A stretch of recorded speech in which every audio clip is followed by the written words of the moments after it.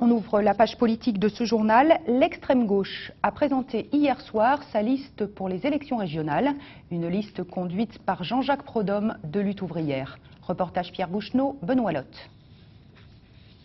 Au qualificatif d'extrême gauche, ils préfèrent la désignation de gauche radicale. Ils sont mariés, le temps de cette élection au moins. Pour le meilleur ou pour le pire des résultats, ils forment la liste LO-LCR, tricotée une maille homme, une maille femme, une maille LO, une maille LCR. Premier de cordée, le seul élu régional que Lutte ouvrière avait obtenu en 1998, Jean-Jacques Prodhomme. Demain, si le gouvernement continue dans la foulée de la politique qu'il mène aujourd'hui, ça ne se passera pas sans que le monde du travail ne réagisse pas. Il y aura des luttes à nouveau demain, forcément, parce qu'on ne va pas continuer à prendre des coups comme ça sur la figure ad vitam aeternam.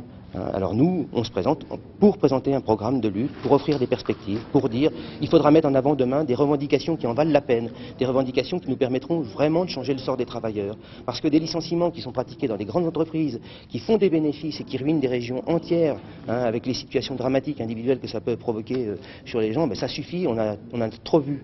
On mènerait une vraie politique contre le chômage, c'est-à-dire en prenant des mesures contre les licenciements collectifs, surtout dans les boîtes qui dégagent des bénéfices, parce que ça c'est insupportable de savoir que des entreprises dégagent des bénéfices, dégraissent le personnel, mettent les gens sur le carreau, et puis ça va bien, on continue. Eh bien nous on réquisitionnera, on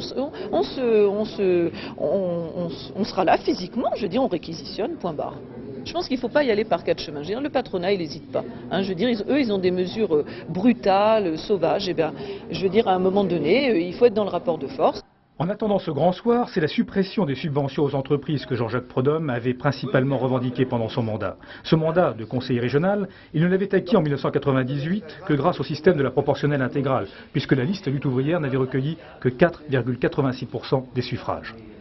Aujourd'hui, avec la réforme du mode de scrutin, il faudrait atteindre 10% à la liste LO-LCR pour avoir des élus présents au Conseil régional. L'union des deux formations trotskistes, la situation sociale en région centre particulièrement touchée par la désindustrialisation et enfin le comportement des électeurs à la dernière présidentielle laissent ouvertes toutes les possibilités, y compris celle-là. Le paradoxe serait qu'alors la gauche radicale disposerait de porte-voix au Conseil régional, mais probablement au bénéfice d'une droite qui profiterait cette fois encore de la dispersion des voix de son opposition.